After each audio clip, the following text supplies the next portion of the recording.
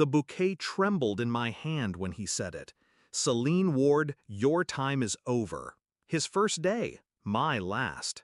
The conference room went silent, eyes darting anywhere but at me. Roses wilted against my wrist. He thought he'd humiliated me, dismissing me like old furniture, severing 2 decades of blood and strategy with a single sentence. I didn't fight back. I didn't plead. I smiled. Because 2 days earlier, I'd had a meeting that would decide everything. I remember the first time I met him, Lucas Kane, young, polished, expensive suit, too much ambition in his handshake. The board whispered he was the savior, the visionary, the blood transfusion the company needed.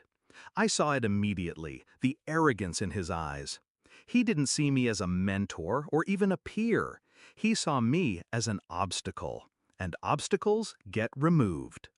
The betrayal didn't take long. Meetings I wasn't invited to, reports mysteriously lost, colleagues avoiding my gaze, whispers in the halls, she's out, he's replacing her, new era. Then the email. His name on top, mine absent from the distribution list. I wasn't supposed to see it, but I did. Will announced Celine's departure at Friday's meeting, effective immediately. She won't see it coming. I saw it. I felt the knife slide in. But instead of bleeding, I sharpened my blade. That crucial meeting, it wasn't with him. It was with the board's largest shareholder, a man who valued loyalty more than youth. He'd seen me carry the company through storms while others chased applause.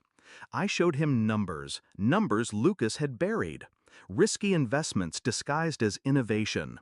Shell companies siphoning funds. Deals that looked visionary but smelled rotten. The shareholder listened. Then he asked the only question that mattered. Can you prove it? I slid a folder across the table. My insurance. Years of watching, recording, collecting. I had proof. He nodded once. Leave the rest to me. So when Lucas Kane fired me in front of the team, I let him believe he'd won.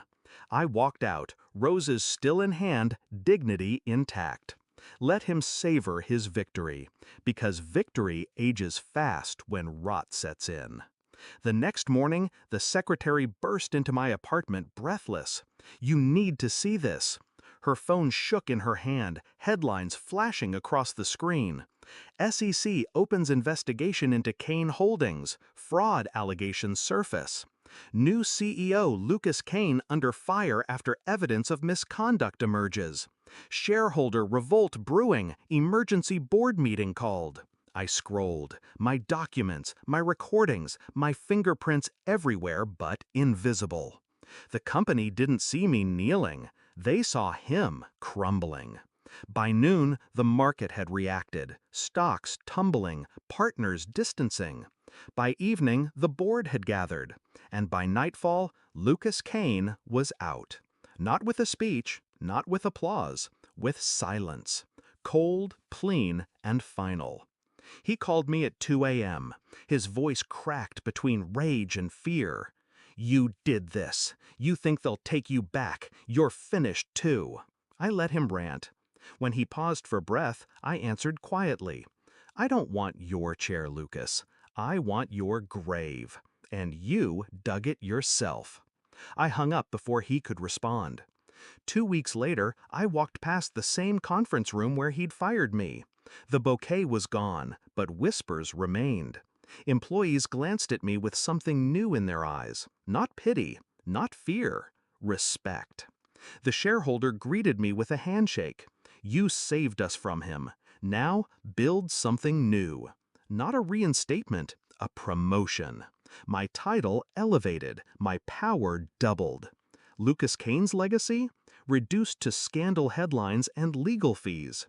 I think back to that moment, the roses trembling in my hand, his voice dripping arrogance. He thought he'd writing my ending.